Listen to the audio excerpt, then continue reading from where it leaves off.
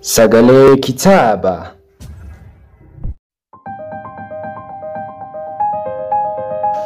Gumaa.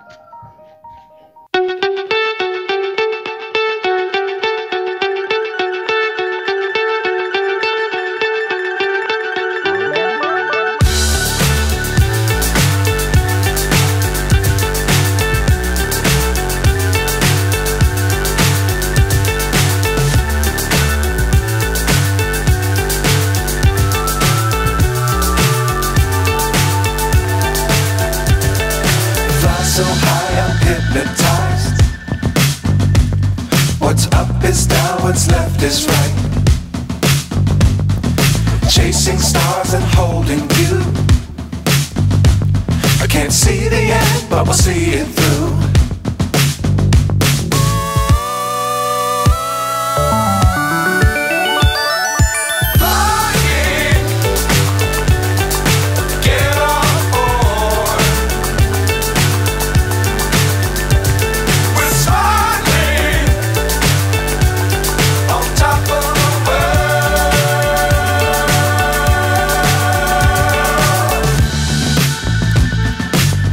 Times don't fly too high.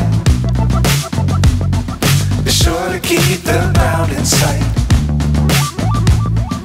Fly forever if you keep it tight. Love the world but keep the sky on your mind.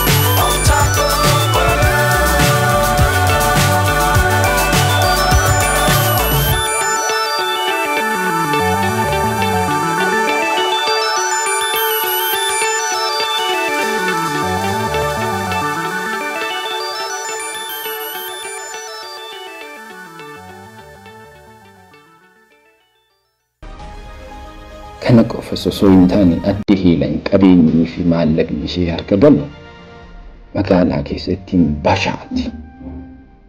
Ittuma dabalee akka waan garba ta'anii dhadhaa aannan damma akka itti baatan dirqama.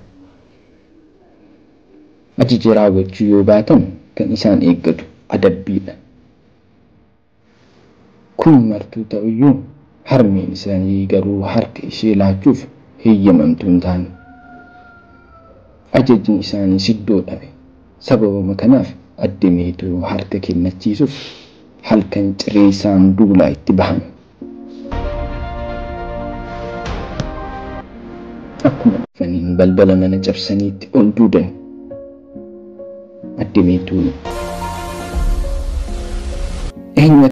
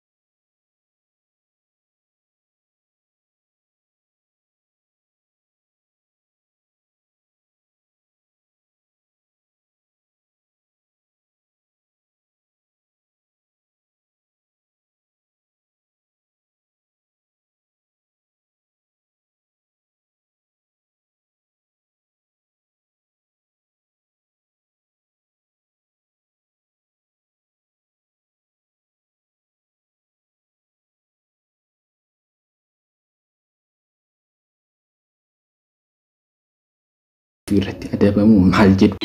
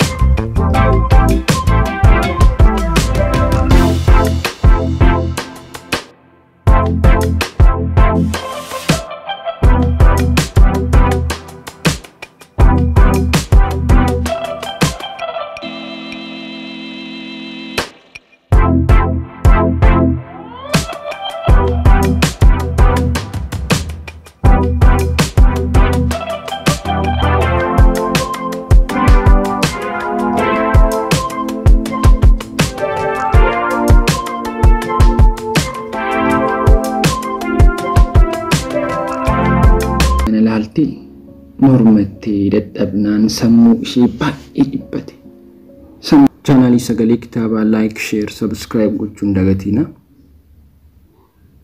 Yaada qabdan hundumaa commenti jalatti nuuf barreessaa. Galatooma horaa bulaa.